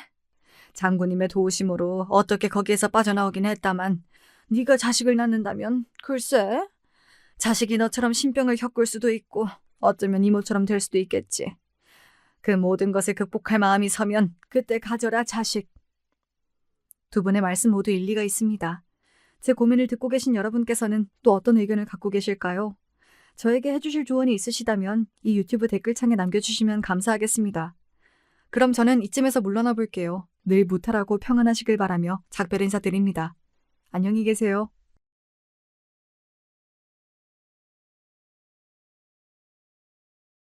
안녕하세요. 시간이 날 때마다 사연을 한 편씩 틀어놓는 구독자인데요. 이번엔 제 이야기를 한번 직접 신청해 보게 됐습니다. 여러분 중에서 착하다는 단어를 모르는 분은 안 계시겠죠. 착하다의 사전적 의미는 언행이나 마음씨가 곱고 바르며 상냥하다는 뜻입니다. 그러나 저에게 있어서 착하다는 것은 제 고집을 피우지 않고 저 스스로를 낮추고 양보하는 것이었어요. 그런 식으로 착하게 구는 것이 좋은 세상, 부드러운 사회를 만들어가는 것이라고 생각을 하는 사람이 바로 저였습니다. 웬만하면 남한테 싫은 소리 같은 건 안 하면서 살았고요. 웬만하면 남의 요구를 거절하기보단 들어주는 편이었고, 웬만하면 남에게 상처가 될 것 같은 말은 입 안으로만 꾸역꾸역 삼키고 지내왔었습니다. 제가 대단히 유별난 어린 시절을 보낸 건 아니었어요. 특징이라고 한다면 어렸을 적에 외할머니 댁에서 2년 살았던 것, 그리고 동생만 셋 딸린 집안의 장녀라는 것 정도가 있겠습니다. 그 외에는 특징도 없고 평범했어요. 집안에 적당히 돈이 없었고 전 적당히 공부를 못했으며 적당히 일을 잘해서 아등바등 살아온 바였죠. 뭐든지 적당히, 그리고 그 안에 착하게 이렇게 살아왔던 저는 결혼을 하고 나서도 저만의 그런 생각들을 지키며 살았습니다. 착하고 좋은 아내가 되고 싶었어요. 그런데 그런 생각을 하면서 지내다 보니 어떻게 됐던 줄 아시나요? 저에게 착한 며느리라는 압박감이 주어졌습니다. 일례로는 결혼하고 나서 3개월 정도가 됐을 때 일화가 있었습니다. 남씨가 엄마다. 엄마 지금 옥진이 이모하고 같이 밖에서 노는 중인데 너희 집에 가려고 하거든. 남편이 제 옆에서 전화를 받자마자 저를 난감한 눈빛으로 쳐다봤어요. 통화 소리를 들은 저도 이미 난감해져 있었죠. 옥진이 이모라고 일컬어진 분은 시어머니의 오랜 벗이었습니다. 그래서 남편에겐 친 이모와도 같은 분이셨고 저 또한 그분을 알고 있었습니다. 하지만 알고 있다 뿐이지 좋으신 분인지 어떠신 분인지 그런 건 전혀 겪어보지 않아 몰랐고 제 입장에선 어색하고 불편한 상대였어요. 그런데 대뜸 저희 집으로 오고 계신다니 솔직히 달갑진 않았어요. 이제 해 떨어지려고 하는데 그럼 오셔서 저녁 같이 드시면 되겠네요. 좋지. 저녁 먹고 거기서 뒹굴거리다가 하룻밤 자고 일어나면 딱이겠어. 옥진이 이모가 김치찌개 없으면 밥 안 먹는 거 우리 남식이 잘 알지? 김치찌개만 맛있게 돼도 괜찮으니까 딴 건 신경 쓰지 말라고 남식이 네가 네 처한테 말을 잘 해놔.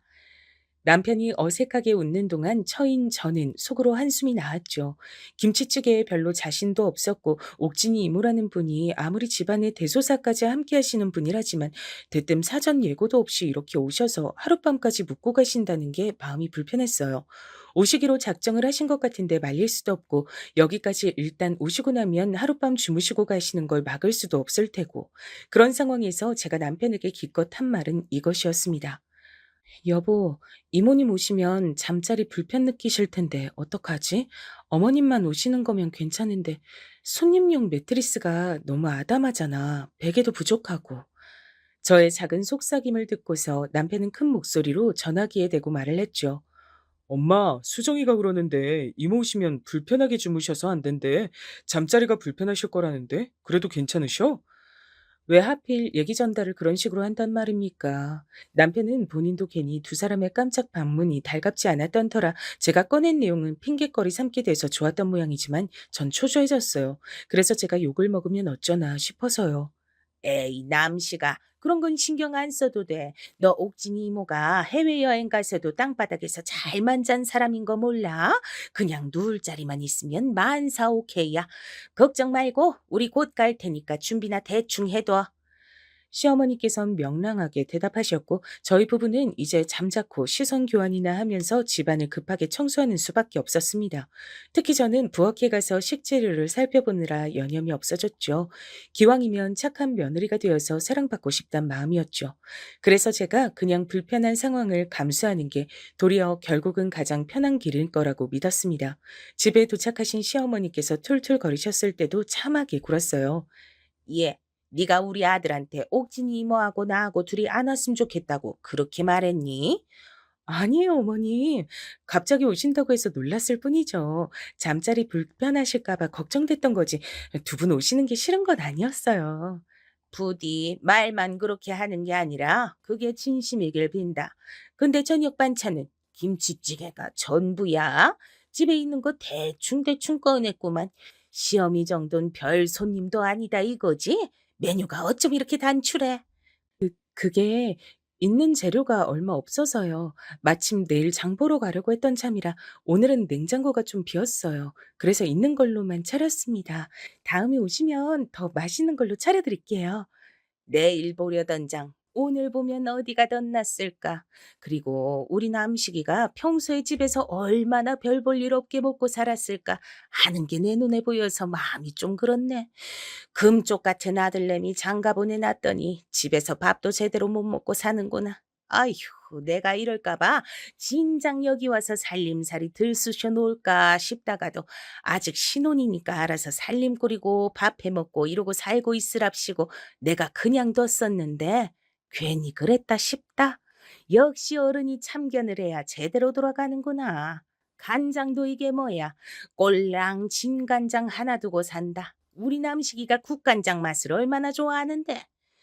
시어머니께서 부엌을 기웃거리시며 타박하셨을 때 저는 제가 미흡한 게 많았다고 생각하면서 반성이나 하고 있었습니다. 차려진 게 별로라서 많이 안 먹을 것 같다고 하셨으면서 막상 식사가 시작되자 한 그릇 뚝딱 해치우시더라고요. 그럴 수밖에 없으셨겠죠. 김치찌개에 계란말이, 김까지 밥도둑 조합이었으니까요. 잘 드셔놓고도 남편 안 볼 때 저한테 오셔서 음식은 가짓수가 중요하다 이런 말씀을 어찌나 귀따갑게 하시던지요.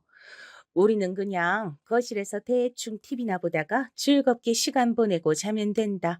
너희들 어서 방에 들어가서 자라. 주무실 때도 그렇게 호탕한 말씀을 하시더니만 아침이 되자 저한테 오셔서 밤새 등이 아파 죽는 줄 알았다는 소리를 어찌나 하시던지 제가 죄인이 된 것 같았습니다. 남편 앞에선 딱히 안 그러셨어요. 근데 저한테 따로 오만 소리를 다 하시니까 제가 정말 심란했습니다. 어머님, 제가 다음엔 더 잘해드릴게요. 이번에 신경 못 써드려서 죄송합니다. 그래. 다음에 어떻게 하나? 어디 한번 보자. 그리고 너 앞으로 우리 남식이 밥 좀 잘 챙겨줘라. 결혼하고 나서 오히려 볼 사람 불쌍하게도 쏙 빠진 걸 보니까 내가 마음이 아파서 네가 도무지 곱게를 안 보인다. 넌 오히려 낯빛이 좋아졌잖아. 제가요? 화장품을 바꿨는데 제 피부에 잘 맞나 보네요. 사실 제가 바빠서 더 못 챙겨 먹었는데 아무튼 밥 차리는 거 신경 써서 잘 지내겠습니다. 예쁘게 봐주세요. 예뻐야 예쁘게 봐주지. 일단 너 하는 거 봐서. 헤헤 웃으면서 고개를 꼬박 숙여 보였던 그때 제 자신에게 저도 묻고 싶어요. 대체 뭘 예쁘게 봐달라고 그렇게나 저 자세로 굴었던 걸까요? 전 미움받고 싶지 않기도 했지만 저로 인해서 시댁이 서운한 기분을 느끼게 되는 것 자체가 싫었던 듯 싶어요. 그렇게 되는 게 싫어서 제가 귀찮고 힘들고 피곤하더라도 감수하면서 지내는 게 낫다고 여겼습니다. 불편함을 참지 않고 사는 건 왕이나 가능한 일이라고 생각했어요. 예, 너 혹시 집에 굴소스라는 거 있니? 내가 뭐 좀 하려고 하는데 그게 꼭 들어가야 한다고 하더구나. 근데 나는 그런 소스들이 영 느끼해서 집에 안 사다 놓거든. 그래서 딱 한 번만 쓸 양만 있으면 좋겠는데. 네, 어머님, 굴소스요? 있어요. 종류도 두 가지 있는데요. 혹시 모르니까 두 개 다 가지고 가볼까요? 그래, 잘 됐네. 없다고 하면 사서 들고 오라고 시킬 참이었는데 그거 들고 와라. 이왕이면 오전에 일찍 오면 좋고 여기 와서 요리하는 것 좀 네가 도와주고 그래라. 네, 그럴게요. 부지런히 준비해서 가겠습니다, 어머니. 시어머니께서 찾으시는 게 저한테 있다는 것만으로도 뿌듯해서 그걸 챙겨서 시댁으로 부지런히 발걸음을 했던 모습이 그 시기에 저였습니다. 시어머니께서는 지인분들과 교류가 활발하신 분이었어요. 당신의 친척들과도 교류를 꾸준히 이어가셨으니 인맥 관리는 기본적으로 신경 써서 해오신 분이라고 할 수 있었습니다. 저는 인간관계를 깊고 좁게 사귀는 스타일이었기 때문에 종종 시간 맞는 지인분들과 여행도 가시고 이런저런 맛집도 다니시며 서로의 집에 초대를 하며 노시는 시어머니의 모습이 신기하면서도 어딘가 멋져 보인다고 생각을 했던 것 같아요. 좋게 보였다는 것이죠. 시댁에 가면 시어머니께서 지인분과 통화하시는 광경을 자주 봤고요. 심지어는 시댁으로 놀러온 지인분들과 마주쳐서 인사를 나누는 일도 있었습니다. 우리 며느리가 얘가 기본적으로 좀 맹해서 그렇지 착한 편이야. 부엌 일에 손이 워낙 굼떠서 그렇지 요리도 영 못하는 솜씨는 아니고 그래서 현재까지의 평가는 그럭저럭 쓸만하다거나 할까? 저를 겨냥하며 당신의 지인분들께 그런 소리를 하시는 걸 들은 적이 있었어요. 그때 저는 부엌에서 과일을 깎던 중이었고 시어머니께선 지인 두 분과 거실에 상을 펴놓고 차를 드시는 중이었습니다. 며느리를 고분고분한 인물로다가 잘 들였네. 좋겠다. 나는 며느리가 큰 년이고 작은 년이고 싸가지가 없어서 볼 때마다 화병 날 것 같아. 마음 같아선 확 둘 다 이혼시키고 싶은데 울 아들들 이혼남 만들 순 없으니까 참는 거야. 저런 그러길래 내가 그것들 기어오르지 못하게 초장에 단속 좀 하라 그랬잖아. 내 말 안 듣고 살더니 결국 그렇게 되네. 아유, 몰라. 그냥 짜증나. 원래 며느리가 시어머니 눈치 보고 머리 숙이고 사는 게 정상 아니야? 나도 그렇게 살았는데. 그것들은 왜 그렇게 대가리가 빳빳한지 모르겠어. 그런 의미에서 난 자기가 너무너무 부럽다. 배 아파서 부럽단 말 하기 싫은데 안 할 수가 없어. 나도 자기처럼 편하게 부려먹는 며느리 있었으면 좋았을 텐데. 아이고 참.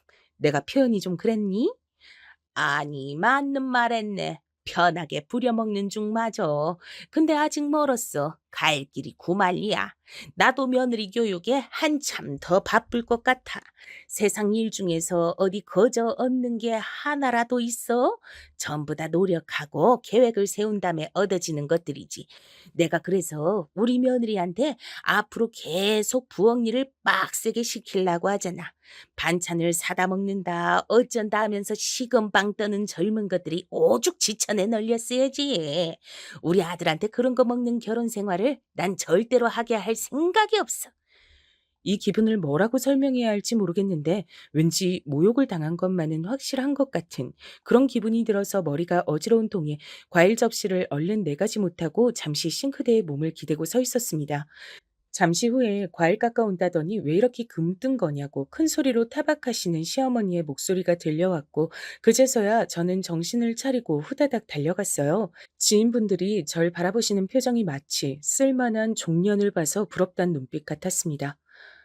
이런 생각 하지 말자. 어쨌든 어머님이 날 좋게 봐주시는 거고 앞으로 나와 잘 지내보시겠다는 생각 아니겠어?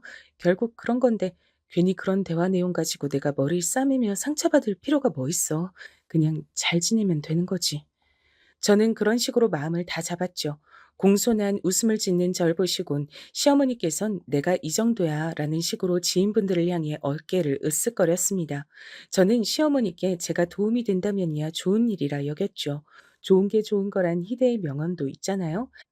하지만 제 가슴은 저도 모르는 사이 멍울이 져가고 있었습니다. 아닌 척 굴어보고 외면을 해봐도 별 수 없이 은근하게 쌓여가는 것이 상처더라고요. 언제부턴가 시어머니와 통화를 하고 나면 가슴이 답답해졌습니다.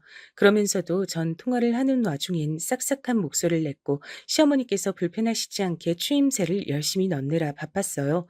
착한 아이 콤플렉스라는 단어가 어느 날 제 눈에 들어오더군요. 답답한 가슴을 안고도 제가 꼭 눌러 참는 이유가 그것 때문인가 싶었습니다. 다른 사람들로부터 착한 아이라는 소리를 듣고 싶으니까 스스로의 욕망을 억누르고 억지로 노력하며 행동하는 게 착한 아이 콤플렉스라고 하더군요. 착하게 굴지 않으면 사랑받지 못하고 미움을 받게 될 것이라는 불안감에 생기는 방어 기제의 일환이라는 설명의 대목에서 가슴이 뜨끔거렸습니다. 제가 아무래도 착한 며느리 콤플렉스 환자인 것 같았거든요. 혼나고 미움받는 것, 그것을 상상만 해도 꺼려지는 느낌이 들었어요. 하지만 마냥 참고 살기엔 제 가슴이 시간이 갈수록 답답하게 무거워져 가고 있었죠. 제가 이런 며느리니까 시어머니께선 점차 날뛰기 시작하였고, 그건 남편도 딱히 예외가 아니었습니다.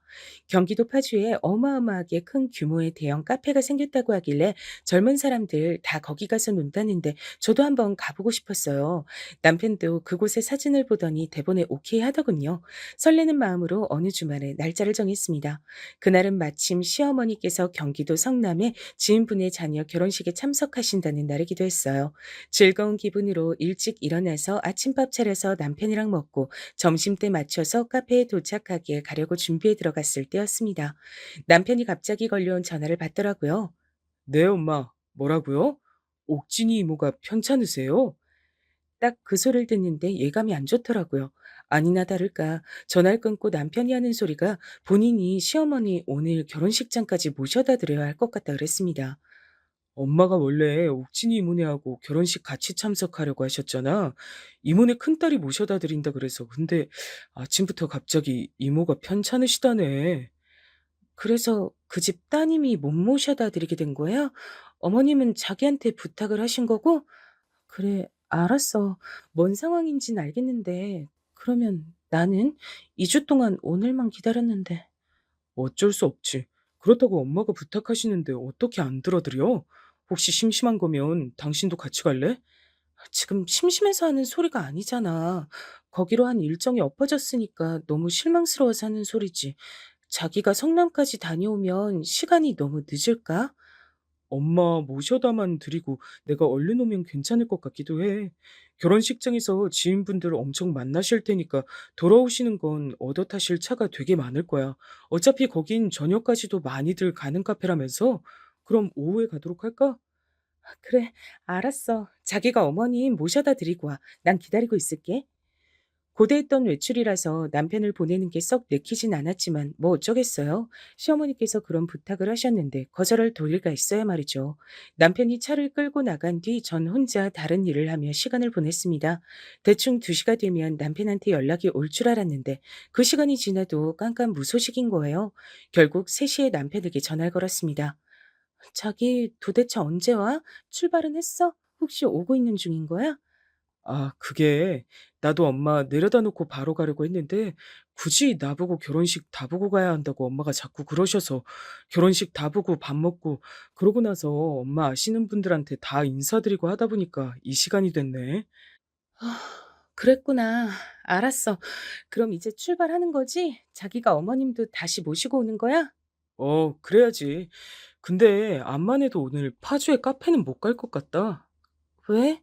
지금이라도 와서 나랑 같이 출발하면 되잖아. 근처 식당에서 일찍 저녁 먹고 카페로 가면 딱일 것 같은데. 엄마만 모셔드리는 게 아니라 엄마 친구분도 내가 되게 모셔다 드려야 될 것 같아. 원래 그럴 생각은 없었는데 지금 여기 돌아가는 분위기를 보니까 왠지 그렇게 될 것 같네. 차도 많이 막히는데 굳이 오늘 파주 가지 말자. 엄마가 오늘 끝까지 나보고 에스코트 해달라고 하셔. 제 귀를 의심했습니다. 에스코트라니. 시어머니께서 남편을 꽉 잡고 안놔주시는 게 분명한 상황인 듯 했어요.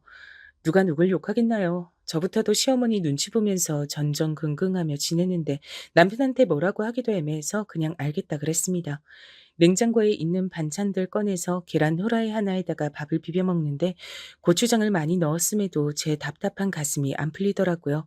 오히려 점점 더 꽉 막히는 것 같았어요. 오늘 일정에 설레서 가진 준비를 했던 제 모습이 우스웠죠. 엄마가 오늘 재밌으셨나 봐. 많이 웃으시는 거 보니까 나도 좋더라. 솔직히 귀찮은 마음으로 움직인 거였는데 엄마 기분 좋으신 거 보니까 내가 고생하길 잘했다 싶어. 집으로 온 남편은 그런 소리만 실컷 주절거렸습니다. 그 안에 전 안 들어 있었어요. 그제서야 저는 남편이 빈말이나마 절 향해 미안해라는 소리를 안 했다는 걸 깨달았죠. 전 당연하게 사과를 안 받는 존재가 된 듯 했어요. 결혼하고 나서 얼마 안 됐을 때까지만 해도 분명 남편은 자기 시댁의 일 앞에서 제 눈치를 조금씩 살폈습니다.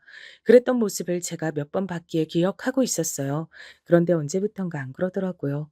시어머니께서 얼마나 절 들들 볶으시든 남편은 제 눈치를 보지 않았고 저에게 미안하다고 하지 않았습니다. 어쩌다 그런 변화가 일어난 것일까 싶어 마음이 축 가라앉았죠. 애초에 시댁하고 안 먼 거리에 신혼집 구한 것부터가 잘못된 것이었나 싶은 생각도 드네. 그땐 시댁에 잘하는 며느리가 될 생각밖에 없어서 멀리 사는 게 더 낫단 생각조차 안 해봤었지. 내가 왜 그랬을까? 괜스레 우울해졌어요. 답답한 가슴을 터뜨릴 구성이 없어서 저는 기껏 남편이 저에게 말을 걸면 단답형으로 대답하고 쌀쌀맞게 구는 것으로 분풀을 했습니다. 고작 그게 다였네요. 그 정도로 답답하게 착하게 사는 것이 능사인 것 같아서 참고 살았던 저인데 딱 그만큼 꿈틀거리는 것도 시어머니께선 용납하기 싫으셨나 봅니다. 시어머니께 전화가 걸려온 걸 확인하자마자 답답한 가슴이 미친 듯이 쿵쾅거렸는데 전 어느새 싹싹하게 전화를 받고 있었죠. 그런데 저보고 이렇게 물어보시더라고요. 예, 너 왜 삐졌니? 삐지다니 대체 무슨 말씀을 하시는 건가 싶던 찰나 남편이 시어머니 때문에 결혼식장에 가느라 저와 못 놀러 갔던 그걸 염두에 두시는 것 같았어요. 남편이 그새 시어머니께 입을 털었다는 걸 알 수 있었죠. 네? 어머님, 제가 그럴 일이 없는데요. 안 삐졌음. 너 왜 남식이한테 요새 태도가 불손하니? 그래도 되는 거야? 불손하다는 표현에 제 눈썹이 꿈틀거렸습니다. 남편이 위, 제가 아래라는 전제가 깔려있는 표현이었으니까요. 기분이 나빴지만 저는 또 헤헤 웃으면서 아니라고 말씀드렸어요. 아니에요. 뭔가 오해를 하신 모양이에요. 제가 요새 컨디션이 좀 안 좋았는데 그것 때문일까요? 예, 속 좁게 시리 삐지지 마라. 그러고 살지 마. 그러고 설마 삐졌다 하더라도 밥은 옳게 차려줘야 될 거 아니야. 그게 네 의무고 할 일인데 왜 제대로 안 지켜? 내가 꼭 찾아가야겠니? 찾아가서 직접 그 정신머리 교육시켜줘야겠어? 아니요. 제가 알아서 잘하겠습니다. 염려하시게 만들어드려 죄송합니다. 그래. 알아들었을 거라고 믿어도 되겠지? 내가 그때 결혼식 가서 만나는 사람한테마다 네 자랑을 얼마나 했던지 모른다. 근데 네가 나를 실망시키려고 드는 것 같아서 약간 서운해질 뻔했어. 네? 어머님께서 제 자랑을요? 제, 제가 내세울 구석이 없는데. 요리 잘하고 손끝 야무지고 아주 참하다 그랬지? 벼랑간 저는 고작 그런 것에도 기분이 조금 풀려서 시어머니께 감사한 마음마저 들었습니다. 절 좋게 봐주시고 또 제 자랑을 하셨다는 것이 왜 그렇게 뿌듯하던지요. 지금 생각하면 어처구니가 없을 따름이네요. 근데 거기서 다들 하는 소리가 아들만 운전기사로 부려먹고 며느리는 안 불렸다고 하면서 나보고 신세대 시어머니라서 다르긴 다르다며 내가 며느리 편하게 해주는 세련된 시어머니라나 뭐라나 요즘 젊은이들하고 통할 법한 젊은 사고방식을 가졌다나 뭐라나 하여간에 엄청들 떠들더만 나 원참 비행기도 정도껏 태워야지 듣는 사람 낯간지럽게 안 그러니? 그래 놓고서 시어머니께선 당신의 자랑으로 마무리를 지으셨죠. 거기다 대고 제가 뭐라고 말씀을 드리겠어요. 다들 시어머니의 좋은 부분을 알아보고 그런 소리를 한 것 같다고 알랑방귀나 또 끼어드리는 수밖에 없었죠. 시어머니께서 저보고 삐지지 말라며 직고를 날리셨으니 제가 얄미운 남편에게 계속 건조하게 굴 순 없는 일이었습니다. 일단 밥을 신경 써서 차려줬더니 표정이 풀어지더라고요. 시어머니고 남편이고 희한하게 밥에 집착하는 것 같았어요. 밥 좀 차려주고 말을 길게 대답했더니 남편은 우쭐하는 반응을 보였습니다. 그럼 그렇지라는 반응 같아서 기분은 별로였으나 해집고 싶지 않아서 저는 가만히 있었어요. 하지만 저의 이런 답답한 면모에 제대로 된 균열을 일으키는 일이 그로부터 얼마 지나지 않아 발생했습니다. 제가 길을 가다가 넘어져서 양 손목이 시큰시큰할 때였어요. 넘어지니까 반사적으로 팔을 뻗어 바닥을 짚다가 그렇게 된 거였죠. 많이 아픈 건 아니라 병원엔 안 갔는데 시큰거리니까 신경이 쓰여서 손목을 조심하고 있었건만 이런 전화가 걸려온 거예요. 예, 김장은 해야지. 언제 오겠단 말이 없네. 내일 11시까지 와라. 시어머니의 목소리를 듣자마자 당혹스러워서 별다른 대꾸도 못 해버렸어요.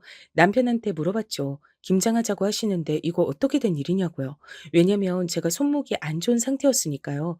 근데 남편이 하는 소리가 진짜로 어이없었어요. 아, 내가 당신한테 말 전한다는 걸 깜빡했네. 엄마가 우리 집에 생강 있으면 그것 좀 챙겨서 가져오라 그러셨어. 대파도 있으면 있는 대로 가져오라고 하셨던 것 같고. 나 지금 손목이 너무 안 좋은데 어떻게 김장을 해? 아, 그래도 엄마가 당신하고 김장할 거라고 생각하시고 준비하셨는데 안 가는 건 예의가 아니지. 말도 안 되는 거지. 일단은 가서 손목 좀 그렇다고 말씀드려. 답답한 가슴이 이젠 아예 꽉 막히는 듯 했어요. 당연히 시어머니께서도 제가 사흘 전에 크게 넘어져서 손목이 시큰거린다는 것을 들어서 알고 계셨습니다. 그럼에도 절 부르신 분인데 제가 그 앞에 가서 대체 무슨 말씀을 어떻게 드리겠어요. 전 생강과 대파를 챙겨서 이튿날 시댁으로 갔죠. 손목이 좀 안 좋다면서 만지작거렸더니 시어머니께서 하시던 말씀이 무슨 다 큰 어른이 길을 가다 넘어지냐고 하시면서 덤벙대고 살지 말라고 하셨습니다. 그러면서 저보고 얼른 자리 잡고 앉아 양념 바를 잣을 잡으라고 그러셨죠. 이렇게 김장도 몸소 배워야 하는 거야. 요즘 젊은 것들은 김장을 직접 하기 싫어서 죄다 김치를 사다 먹는다더라. 그럼 영영 김치 못 만드는 거야. 나중에 김장 직접 해 먹고 싶어도 노하우가 없으니까 헤매는 거라고.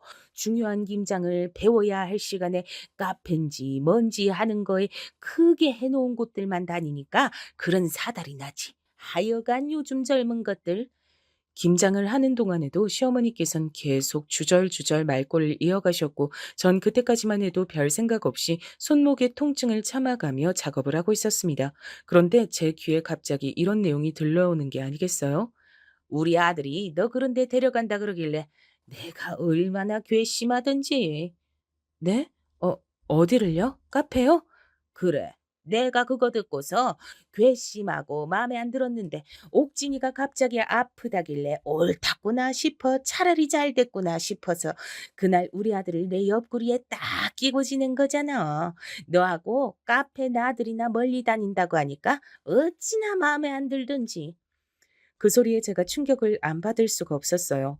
경기도 파주의 카페 나들이를 가려다가 무산되었던 그날, 시어머니께서 일부러 작정을 하시고 그렇게 행동하셨던 겁니다. 제가 당신의 아들과 요즘 젊은 사람들한테 인기가 있고 유행이란 카페에 가는 게 얄밉고 싫어서요. 전 그간 인내하고 참으며 시어머니께 무조건 잘해드리려고만 애를 썼는데 시어머니께선 고작 그런 것에도 절 못마땅히 하신다는 걸 알게 됐으니 무척 허무했습니다. 그간 저의 모든 노력은 대체 뭐였을까 싶었어요. 기분이 너무 참담해서 차마 시어머니께 무어라 말씀드릴 여력조차 없었습니다. 기운이 쭉 빠지더라고요. 손목도 아픈데 끝도 없이 김장을 하고 있는 제 신세도 웃었어요. 늦게까지 김장을 담그고 전 기진맥진한 상태로 집을 향하면서 눈물을 훔쳤습니다.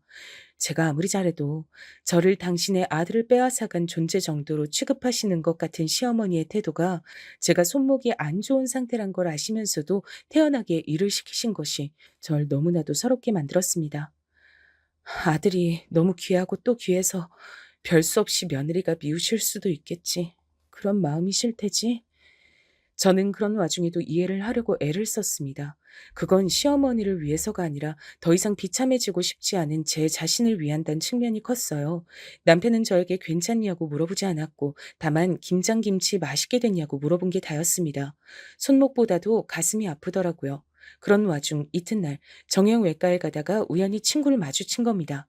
제가 인간관계가 좁아서 친구가 몇 안 되기 때문에 무척 반가웠고 서로 시간이 괜찮아서 커피 한 잔을 하기로 했죠. 저보고 손목은 왜 아픈 건지 그리고 안색은 왜 그렇게 나쁜 건지 친구가 물어봤는데 제가 그 물음 하나에도 눈시울이 시큼해졌습니다. 절 살펴봐주는 질문 하나에도 눈물이 차오를 만큼 제가 많이 약해진 상태였나 보더라고요. 놀란 친구는 저에게 사정을 캐물었고 전 어렵사리 무거운 입을 열었습니다.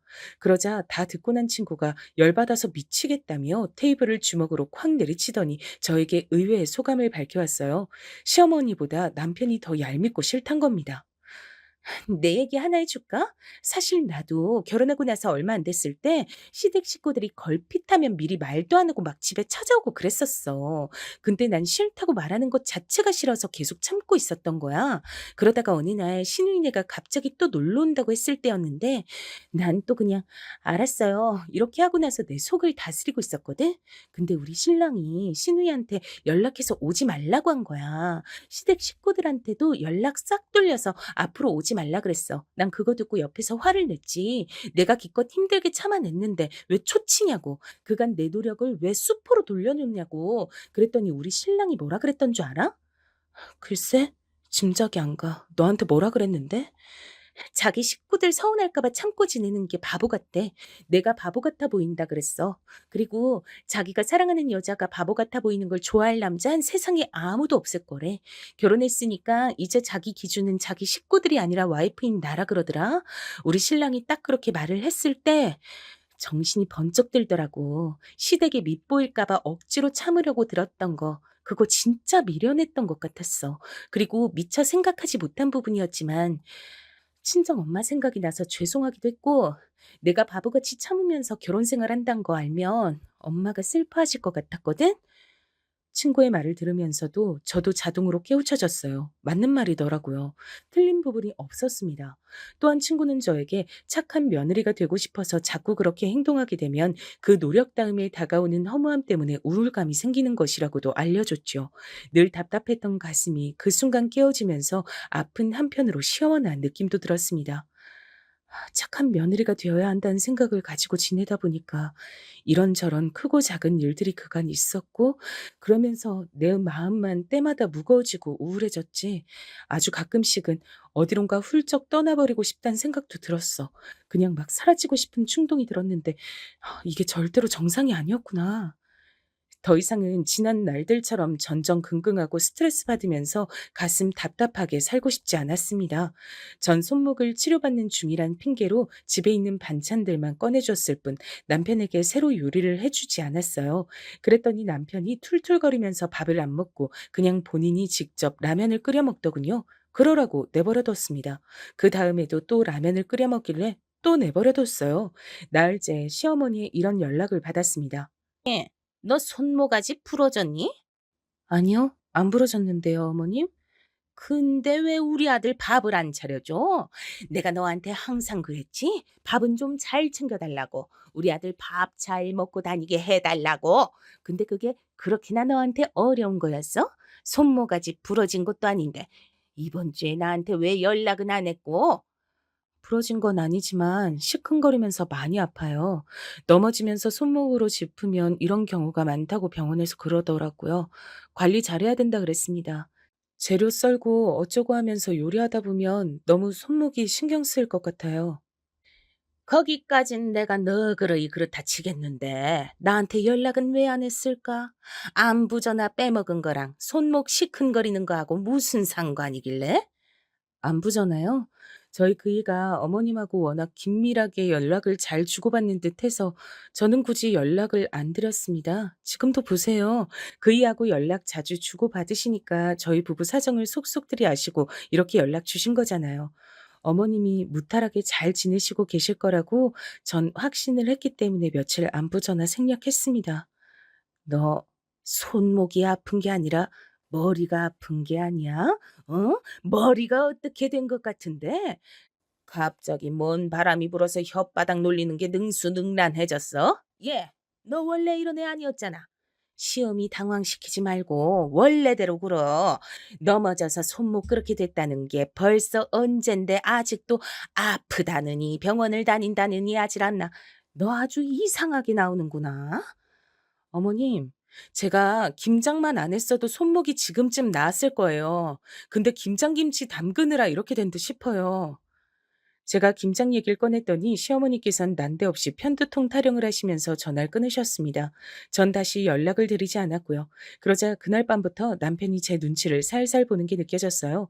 삐진 채로 있다가 자기 모친한테 다 일러바치면 그걸로 다 해결될 줄 알았는데 제가 여전히 손목이나 조심하면서 냉담하게 있으니까 이게 아닌데 싶은 반응이었습니다. 제 눈치를 살피면서 갑자기 샤워를 하는 김에 화장실 청소를 하고 나오더라고요. 안 하던 짓을 자청해서 했습니다. 그리고 다시 며칠 뒤 시어머니께서 저에게 먼저 연락을 주셨어요. 전 전화가 걸려오는 것을 보자마자 가슴이 또 뻐근하게 답답해져 왔죠. 아무래도 저에게 또 잔소리를 날리실 예감이 들었기 때문이에요. 하지만 그게 아니었습니다. 예, 생각해보니까 우리 아들이 이번엔 잘못했다. 손목 아프단 사람이 옆에 있는데 돌봐주진 못할 망정 혼자 그렇게 뻗대고 있었다니. 네가 서운했겠어. 아프면 별게 다 서운한 법인데 안 그러니? 네? 그렇죠. 좀 서운하긴 했는데요. 많이 그렇진 않았어요. 의외의 소리를 듣고 나니까 제가 당황해서 저도 모르게 그런 식으로 답을 하고 말았습니다. 스스로를 낮추는 게 습관이 돼 있다 보니까 그런 식으로 말이 나가더라고요. 그렇지만 어쨌든 시어머니께서 저에게 남편이 아닌 제 편을 들어주시며 말씀하시는 건 처음 있는 일이었기 때문에 솔직하게 전 기뻤습니다. 과정을 보탰다면 약간은 감동을 받기까지 했어요. 일회성이 아니라 시어머니께서는 그 다음에도 또 그 다음에도 저를 낮잡아 보시는 언행을 하지 않으셨어요. 그래서 제가 또 바보같이 방심을 하고 마음이 풀어져 버렸습니다. 제 안에서 다시 스멀스멀 착한 며느리병이 고개를 들고 있었으며 아무리 시어머니께서 너무하신 분이라도 그렇지 제가 며느리 된 도리로서 너무 시건방지게 나왔던 거 아닌가 하는 반성까지 했습니다. 따박따박 말대꾸하는 거나 따지고 드는 거 그건 사실 어차피 제 성격에 안 맞기도 했어요. 누차 말씀을 드리지만 전 좋은 게 좋은 거라고 생각하는 사람입니다. 이렇게 해서 다시 원점으로 돌아오고 말았습니다. 시어머니께서 저에게 생일상을 받고 싶다고 말씀을 하셨거든요. 이게 바로 원점이 아닌 뭘까 싶었네요. 생신상이요? 제가 잘 해낼 수 있을지 모르겠어요. 그 정도 능력이 제가 안 될 것 같은데요. 안 되기는 해보기 전엔 모르는 법이지. 나랑 친한 사람들 이번에 내 생일에 다들 모여주겠다 그랬거든. 혹시 며느리가 생일상 차려주는 거 아니냐고 다들 나한테 그거 물어보길래 내가 그 앞에서 차마 아니란 소리가 입에서 안 나가더라. 그래서 나도 모르게 착하고 솜씨 좋고 야무진 우리 며느리가 생일상 안 차려주면 누가 차려주겠단 말로 큰 소리를 쳐버렸지 뭐니. 네? 이미 그렇게 말씀을 다 해 놓으셨다고요?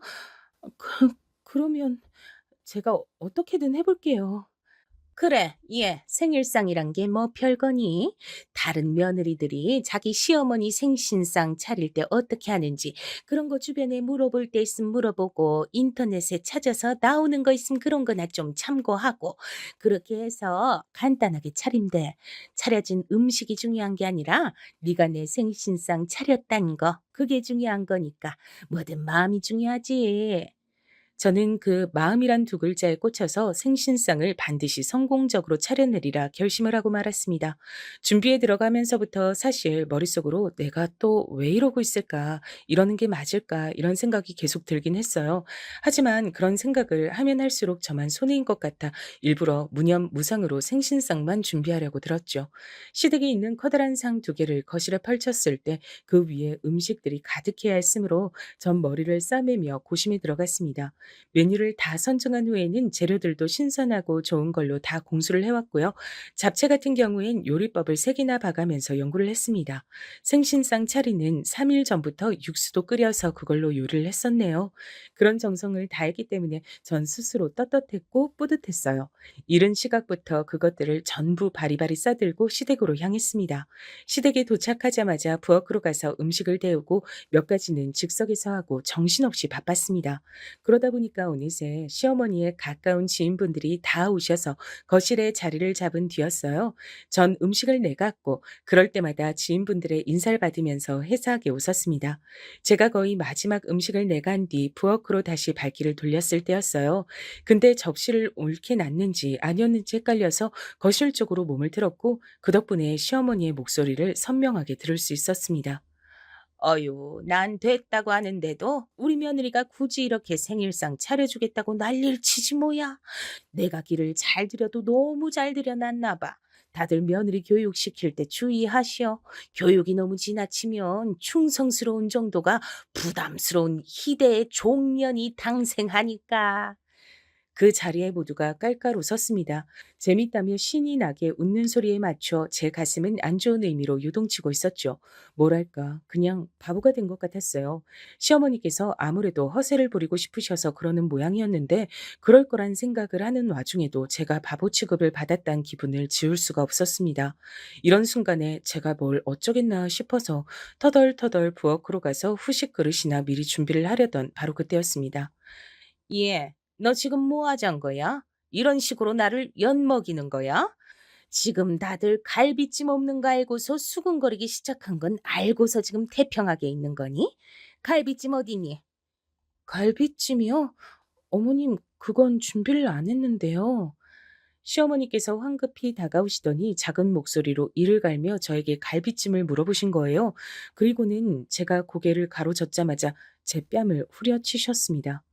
이런 개념 하나 없는 천치 같으니라고 이 무시가 어떻게 시어미 생신상 차리면서 갈비찜을 빼먹어? 죄송해요. 다른 게 많아서 갈비찜은 없어도 될 줄 알았어요. 그런데 어머님, 아무리 그래도 제 뺨을 치시는 건 너무한 거 아닌가요? 어머님 눈엔 갈비찜 없는 것만 보이고 다른 음식들 많은 건 안 보이나 봐요?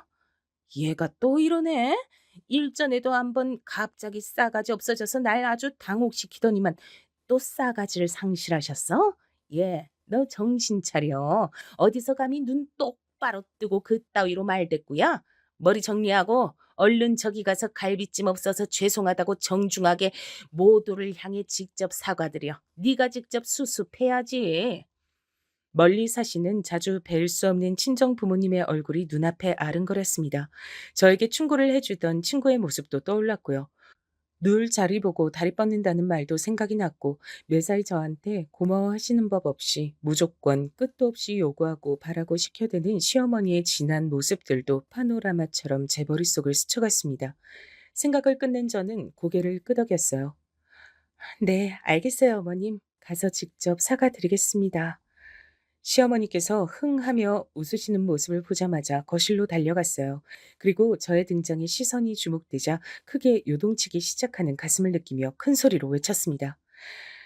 다들 제가 차린 저희 어머님 생신상 첫 잡수시러 와주셔서 감사합니다. 근데 어떡하죠? 제가 개념이 없어서 갈비찜을 깜빡했어요. 그러니까 정말 죄송하지만 이 생신상은 그냥 안 차린 걸로 하려고요. 이미 망쳤는데 여러분께 이런 걸 드시게 할 수도 없네요.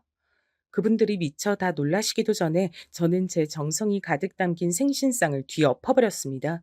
반사적으로 다들 놀라서 벌떡 일어나셨고 전 나머지 생신상도 있는 힘껏 뒤엎어버렸어요. 거실은 순식간에 난장판이 됐죠.